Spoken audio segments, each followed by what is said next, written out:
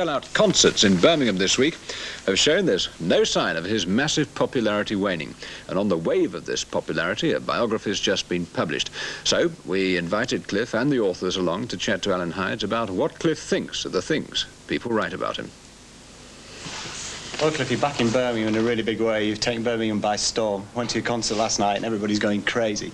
But you ended your concert with rock and roll. I mean, you went back to your roots. Is this the direction you're going to go in? Are you turning back again? No, certainly not. I did it because, I mean, there is a great demand for nostalgia, although I like to keep nostalgia very much in its place. I'm more concerned with creating tomorrow's nostalgia, really. I'm hoping that in 10 years' time, people are going to be saying, Devil Woman, miss you nights, you know? So, but I thought this year, well, let's do something different. I've got nothing personal against nostalgia, so we thought we'd do a show where the second half would be nothing but old material. And, but we do it very much in today's fashion. I mean, it was really going something. I mean, it ended with the Jerry Lee Lewis thing and smoke on the stage. And you can't really get involved in that sort of rock and roll without giving it you know 100%. It sort of sucks it out of you somehow. And of course, audiences, it's amazing, but audiences react to that music so fantastically. It takes me back, I mean, 23 years instantly. I know that they're not screaming quite as much as they used to, but the excitement is still there. And in a way, it's much better than having an audience screaming because they don't ever applaud or join in.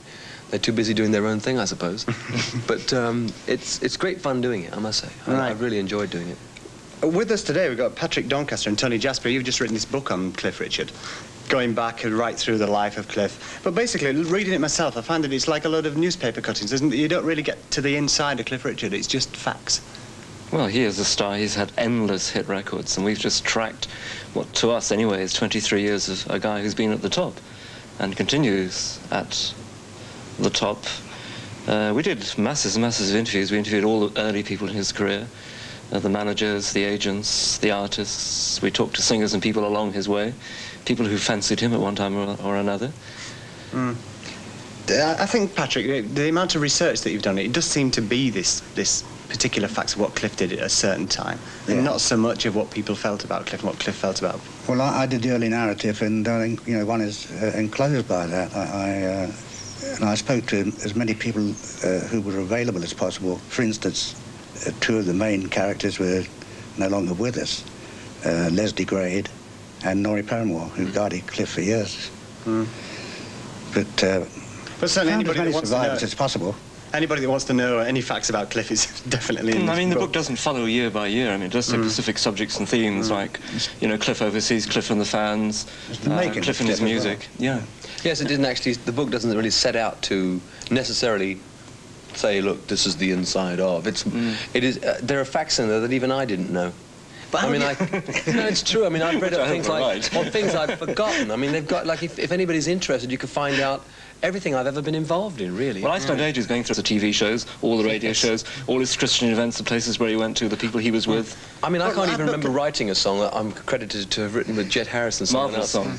Yeah, and I can't even remember the song. Let's go away from the book slightly now. About newspapers are always writing things about you. There's always criticism of your stage. How do you feel about the press knocking you?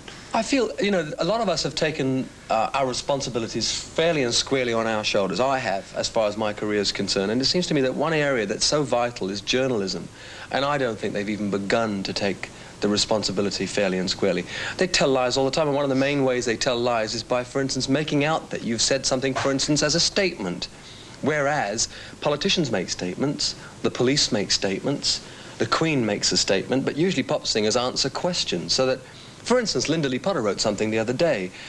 She said, I won't even bother about telling you what the statement was about, but I found it distasteful in that she said, why does he need to make these statements, you know, why don't you grow up or something and get on with doing... And I thought to myself, wait a minute, Linda Lee Potter, you're a journalist, you know full well that we don't make statements, we only answer questions. In other words, you tell a lie if it looks as though I came out and said some great statement. That's a lie if it's not true. And it usually is not true, because I don't make statements, I only answer questions. And then the press get right up my nose and everyone else's nose.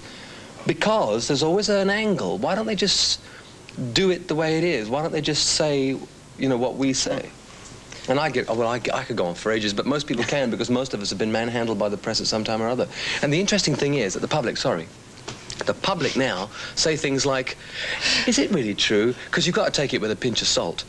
Surely journalism's down the drain if the public can't even take it for a fact. And if they can't even get things right about what stupid little things that stupid little pop singers say, how can we possibly believe what they say the Queen says or the Prime Minister says? I mean, I find it quite frightening. We're actually right out of time now, Cliff. We go straight into your new record, Daddy's Home. Let's listen to it now, okay? I thought it was a long interview. In your eyes, Daddy's home. Daddy's home to stay.